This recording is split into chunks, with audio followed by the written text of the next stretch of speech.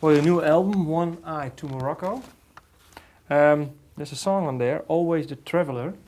There's a line you sing, Always a traveler, I drift in the wind. Do you feel like a traveler? Yes, of course. Life has been a great adventure. Yeah. Since I was a little boy, I've always been, not only literally, but metaphorically as well. It's, life is a journey. I think, your first real memories are when you're about 8 years old. I mean, I've got earlier memories, but the first coherent memories from 8 years old, and it was always an adventure. Yeah. And what was your first memory? I mean, coherent memory when you were 8 years old? 53? It's like in school, these long words and concepts that I'd never really heard before. My first concept that I remember was infinity, the word infinity. And my school teacher said, it means it goes on forever and ever. And I thought, well, it's not possible. Things don't go on forever. I was lying in my bedroom. I remember this is my first coherent thought. My mother was practicing the piano downstairs, and it was in the summertime. Yeah.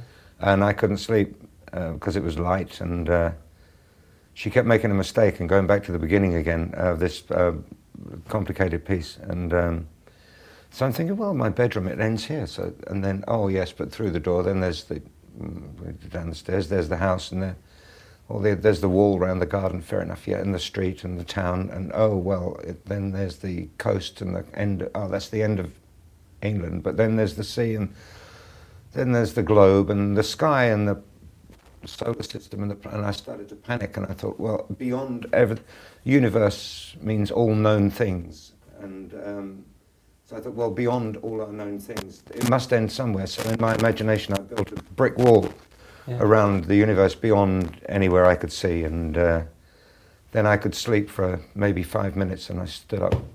What's behind the bricks? So I then realized that things do go on forever, but there's a problem there, and it's been my life's journey since maybe in more recent years I've been able to come somewhere closer to understanding this, and so that's my journey at the moment. I'm writing a lot about this at the moment.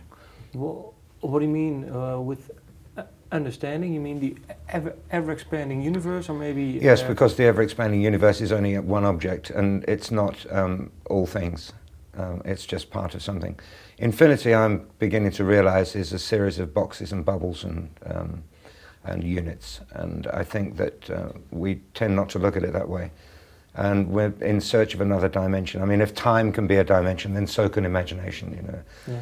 But little things in your life, there's a great story about perception and people who look. We now have, can you believe it, a century ago, if you'd have said there were going to be theoretical physicists working on empirical evidence, I mean, or coming up with an idea and then and not having to prove it mathematically, but just supporting it partially.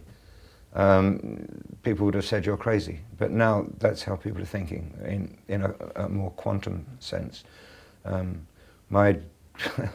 we used to go to the football matches in London, my dad we used to, on the Saturday lunchtime, freezing cold, and with my friend and my dad, and he said, where's this bus? It never comes on the weekend. Looking at the timetable, and it's always late.